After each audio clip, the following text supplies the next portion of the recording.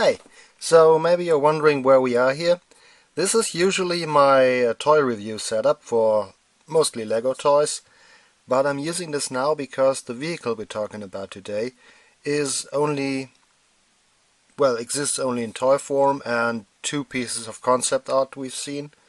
And also, when I stutter or say something wrong, I can just confuse you with my hands now. It also means I have to do this in one take and probably will err at some points.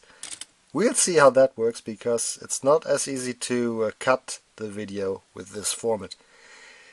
So, we're talking about the AT-HS, the heavy scout walker of the First Order in Star Wars The Last Jedi. That didn't appear in Star Wars The Last Jedi, but was given to us as I said, 2 pieces of concept art and a Lego model. And I wanted to talk about this vehicle because in a video by Bombastic and Eckart's Ladder, which I will link at the end, it was basically considered the worst ground vehicle of the First Order, which is fair enough because we had few ground vehicles for the First Order so far. We essentially only had a fortified AT-ST and a fortified AT-AT, these gorilla-like AT-ATs, and that's it for the First Order, and that guy which didn't even appear in the movies. Still, it's not as bad as they think it is.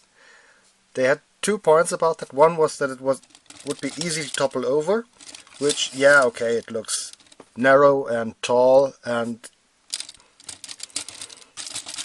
easy to topple over, but it actually isn't, because if you pick this thing up, the main center point of mass is somewhere around here, so very low, and that stabilizes the whole thing, because this thing up here is mostly hollow.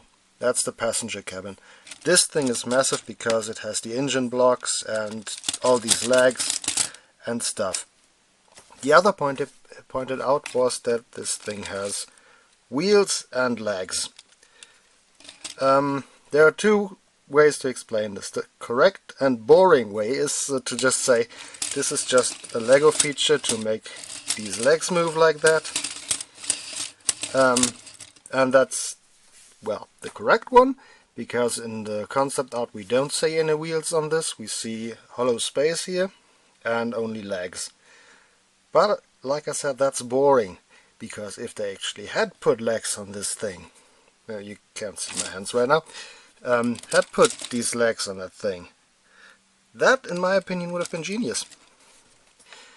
Because you see, what this thing with the wheels instantly reminded me of was a so-called high rail vehicle.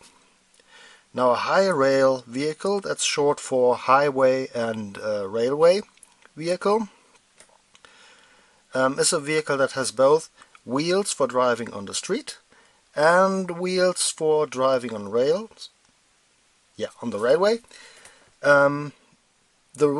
Usually the railway wheels are lifted up and can be lifted down if the vehicle changes from street to tracks.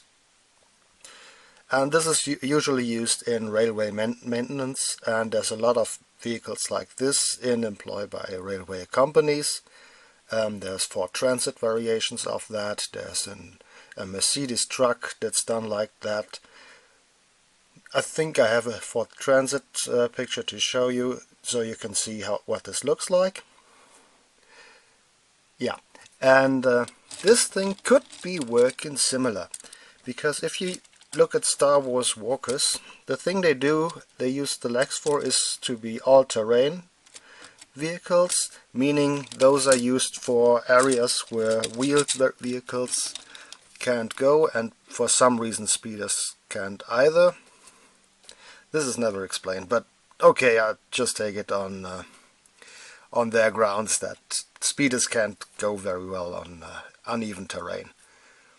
Now, what I think the lore of this would have been is that this is basically because it's called the Heavy Scout.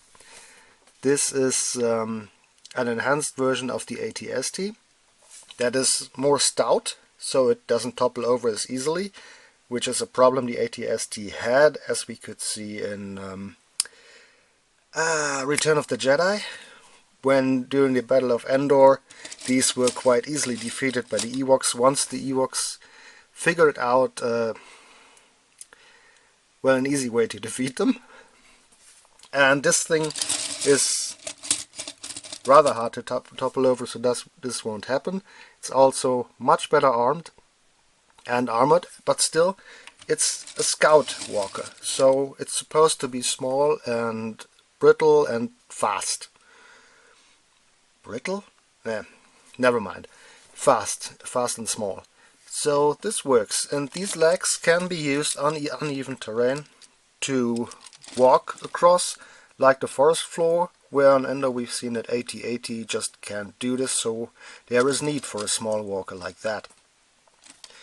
And when it's on even ground, it could just do that. Get up the legs, drive on the wheels. Yeah, these are kinda narrow, but for being fast on the street, well, not the street, the even ground, because in Star Wars there are no streets, that's really useful, because a scout needs to be fast. A walker can't really be fast efficiently, so putting wheels on this as an option, this is actually a great idea.